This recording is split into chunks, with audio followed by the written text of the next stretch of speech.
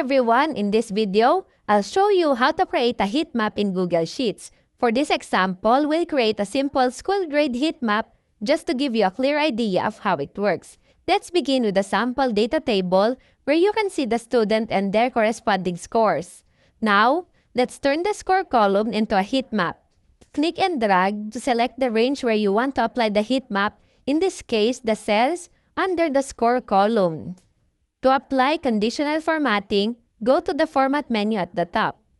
Click Conditional Formatting and the sidebar will appear on the right.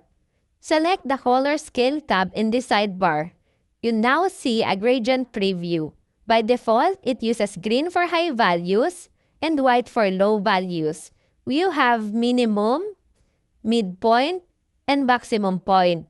You can change or adjust the colors if you want. Simply click the fill color icon on the right of each point and select the color you prefer. For example, let's use yellow, and you can see here that it adjusted the heat map. You can also select from preset colors which you can find when you click this gradient icon. So let's select this red to white to green, and now you can see the heat map here. Once you're happy with the color scale, just click done and then close the sidebar.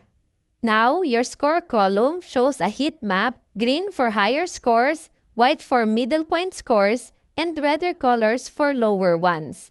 So, that is how you create a heat map in Google Sheets. I hope you find this tutorial helpful.